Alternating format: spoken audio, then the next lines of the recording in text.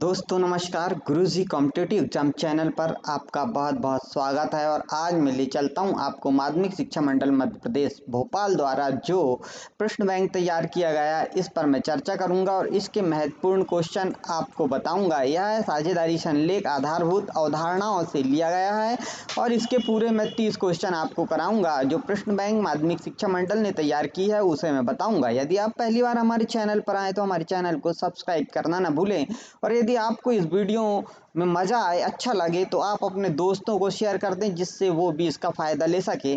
पहला क्वेश्चन है कि साझेदारी के अभाव में साझेदार द्वारा दिए गए ऋण पर ब्याज दिया जाता है? तो बिल्कुल दिया जाता है। हमने आपको थ्योरी में भी पढ़ाया है कि साझेदारी संलेख के अभाव में जो ऋण है उस पर 6% की दर से ब्याज दिया जाता है। ऑप्शन नंबर बी बिल्कुल सही जवाब हो जाएगा। यहाँ पे 6% की दर से ब्याज दिया जाता है। इसी प्रकार दूसरा क्वेश्चन, यदि साझेदार के आहरण की तिथियां नहीं दी गई है तो आहरण पर ब्याज की गणना की अवधि क्या होगी? अर्थात यहाँ पे आहरण करने की दिनांक नहीं है, तिथि नहीं है, तो आहरण पर ब्याज कितने माह का लिया जाएगा और सीधा सीधा 12 माह का यहाँ पे ब्याज निकाला जाएगा और उसी के आधार पे यहाँ पे ब्याज चार्ज किया जाएगा। अगला देखते हैं क्वेश्चन नंबर तीसरा, साझेदारों के मध्य लाभ के बंटवारे के लिए बनाया जाता है कौन सा खाता बनाया जाता है? लाभ हानि खाता, लाभ हानि समायोजन खाता, साझेदारों के चालू खाते, लाभ हानि वितरण खाता। और सही जवाब हो जाएगा लाभ हानि वितरण खाता या लाभ हानि नियोजन खाता, जिसे profit and loss appropriation account के नाम से भी हम जानते हैं। अगला क्वेश्चन है हमारा कि आहरण पर ब्याज है क्या है? फर्म की हानि है, साझेदारों की आय है, फर्म की आय है, उपयुक्त में से कोई नहीं। तो आहरण पर ब्याज फर्म को मिलता है, इसलिए फर्म की आय होती है। और अगला क्वेश्चन है कि साझेदारों के अभाव में, समझौते के अभाव में साझेदारों को प्राप्त करने का अधिकार नहीं है। क्या प्राप्त करने का अधिकार नहीं है? वेतन, कमीशन, पूंजी पर ब्याज। तो बिल्कुल, यदि साझेदारी समझौते के अभाव में साझेदार ना वेतन प्राप्त कर सकता, ना कमीशन, ना पूंजी पर ब्याज, यानी उपयुक्त सभी कुछ भी प्राप्त नहीं कर सकता। अगला क्वेश्चन आपके सामने, क्वेश्चन नंबर 6, साझेदार का फर्म से संबंध होता है कौन सा संबंध होता है? बहुत महत्वपूर्ण है, परीक्षा में अक्सर करके पूछा जाता है। स्वामी और सेवक का, सेवक का प्रबंधक का और एक अधिकारी का। और सही जवाब हो जाएगा स्वामी और सेवक का यहाँ पे संबंध होता है साझेदारी साझेदार का फर्म से। अगला क्वेश्चन है आपकी स्क्रीन पर, क्वेश्चन नंबर 7, साझेदारी समझौते के अभाव में पूंजी पर ब्याज दिया जाता है। आपको बताना है पूंजी पर कितने प्रतिशत ब्याज दिया जाता है। साझेदारी समझौते के अभाव में पूंजी पर ब्याज कितने प्रतिशत दिया जाता है? तो बिल्कुल भूल नहीं करना, थ्योरी में भी हमने पढ़ाया 10% वार्षिक, 9%, 6%, किसी भी दर से नहीं। और सही जवाब हो जाएगा पूंजी पर ब्याज नहीं दिया जाता। बिल्कुल याद रखना है और अक्सर करके यह क्वेश्चन पूछा जाता है। क्वेश्चन नंबर 8, साझेदारी संलेख तैयार किया जाता है, अनिवार्य है, ऐच्छिक का अंशतः अनिवार्य है, अनावश्यक है? तो साझेदारी संलेख ऐच्छिक है, यदि साझेदार चाहे तो यह तैयार कर सकते हैं और यह उनकी मर्जी ना हो तो नहीं कर सकते। अगला क्वेश्चन आपकी स्क्रीन पर, साझेदारी संलेख के अभाव में लाभ विभाजन होता है। साझेदारी संलेख आपने नहीं बनाया है तो लाभ का विभाजन किस अनुपात में होता है? पूंजी अनुपात में, त्याग अनुपात में, समान अनुपात में, आय प्राप्ति अनुपात में? तो सही जवाब हो जाएगा ऑप्शन नंबर सी, समान अनुपात में लाभ का विभाजन किया जाता है। अगला क्वेश्चन आपकी स्क्रीन पर ये रहा, क्वेश्चन नंबर 10, साझेदारी व्यवसाय अधिनियम द्वारा संचालित होता है। आपको बताना है साझेदारी अधिनियम 1930, साझेदारी अधिनियम 1932, कंपनी अधिनियम 1956, भारतीय अनुबंध अधिनियम 1932। और सही जवाब हो जाएगा साझेदारी संलेख भारतीय साझेदारी अधिनियम 1932 के अनुसार लागू होता है और संचालित भी होता है। दोस्तों अगला क्वेश्चन है 11वां, एक साझेदारी फर्म में साझेदारों की अधिकतम संख्या संशोधित भारतीय कंपनी अधिनियम 2014 के अनुसार हो सकती है। यह लेटेस्ट और अच्छा क्वेश्चन है क्योंकि साझेदारों की पहले संख्या 2 और अधिकतम 20 थी, बैंकिंग में 10 थी, लेकिन उसे विलोपित करते हुए साझेदारी जो कंपनी अधिनियम 2014 है इसके अनुसार यहाँ पर अधिकतम संख्या 50 बताई गई है। आपको याद रखना है साझेदारों की अधिकतम संख्या 50 हो गई है।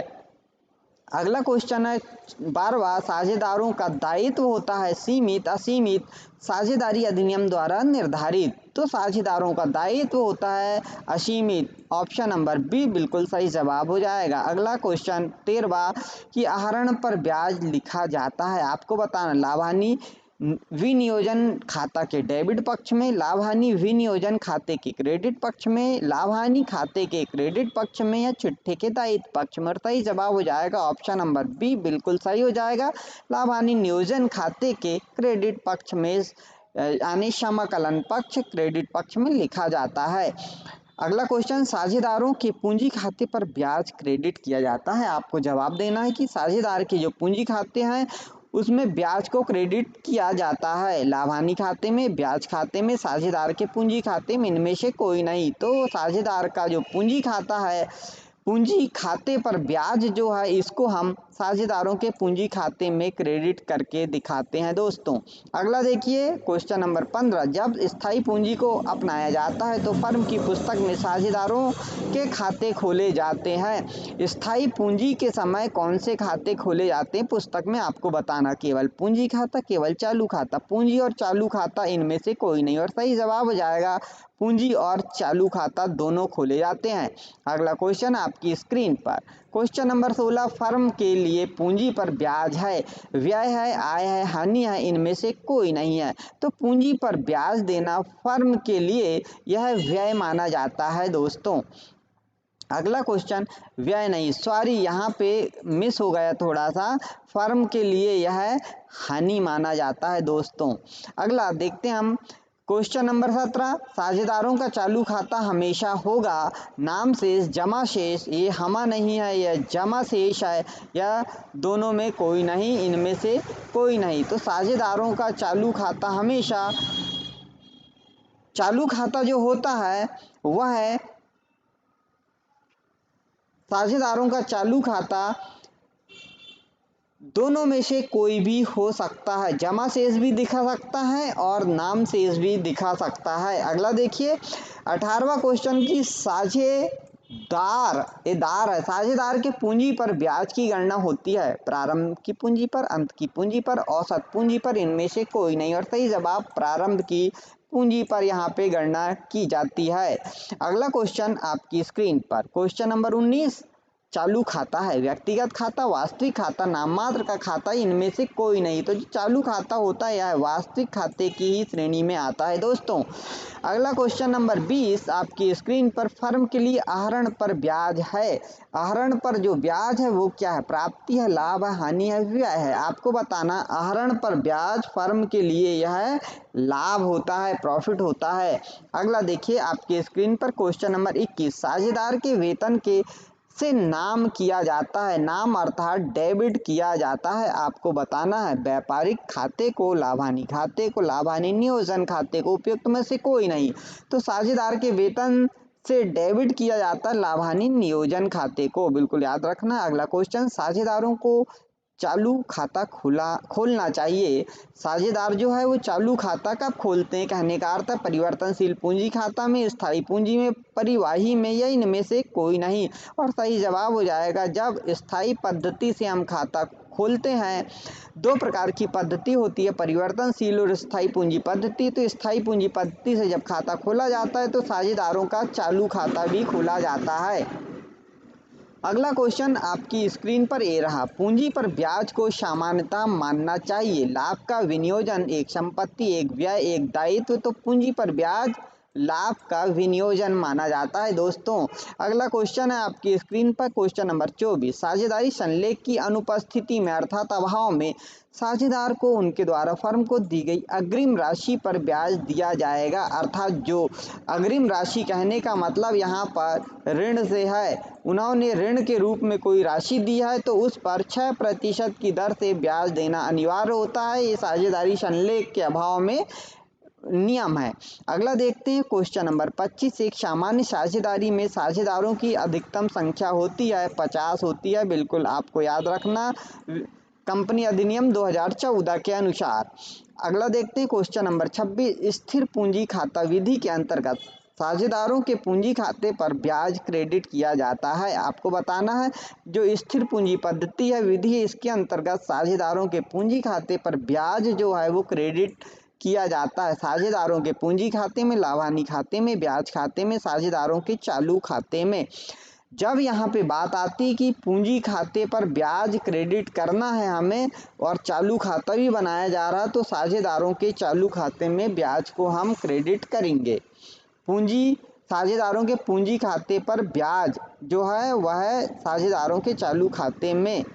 अगला क्वेश्चन है साझेदारी समझौता हो सकता है मौखिक लिखित, मौखिक या लिखित, ये क्वेश्चन और आ गया है। मौखिक या लिखित दोनों रूप में हो सकता है। अगला क्वेश्चन 28वां, वे व्यक्ति जो एक दूसरे के साथ साझेदारी में सम्मिलित हुए सामूहिक रूप से क्या कहलाते हैं?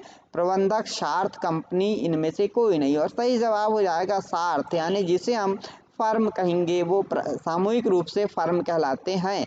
अगला देखिए, पूंजी खाता जिसका अंतिम शेष प्रति वर्ष बदलता रहता उसे क्या कहते हैं? उसे परिवर्तनशील पूंजी खाते कहते हैं, साझेदारों की पूंजी कहते हैं, लाभानी नियोजन खाता कहते हैं, इनमें से कोई नहीं। तो यहाँ पूंजी खाता, जो पूंजी खाते की बात आ रही तो परिवर्तनशील पूंजी खाता और साझेदारों की पूंजी खाता, तो परिवर्तनशील पूंजी खाता सही जवाब हो जाएगा क्योंकि इसकी पूंजी प्रतिवर्ष बदलते रहती है।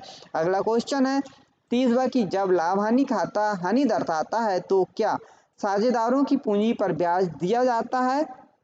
पूंजी पर ब्याज दिया जाता है, पूंजी पर ब्याज नहीं दिया जाता, अनिवार्य है, ऐच्छिक है। तो दोस्तों यदि फर्म को निरंतर हानि हो रही है तो इस दशा में पूंजी पर ब्याज नहीं दिया जाता, तो ऑप्शन नंबर बी बिल्कुल सही जवाब हो जाएगा। तो आज का ये ब्लूप्रिंट के हमने सभी क्वेश्चन आपको हल करके दिखाए। आपको ये क्वेश्चन कैसे लगे आप हमें ज़रूर बताएं और कमेंट्स करके लिखें ताकि हम अगले और भी ब्लूप्रिंट के चैप्टर्स के प्रश्नोत्तरी आप तक ला सकें। आज के लिए इस वीडियो में इतना ही, मिलते हैं नेक्स्ट वीडियो में, तब तक के लिए नमस्कार।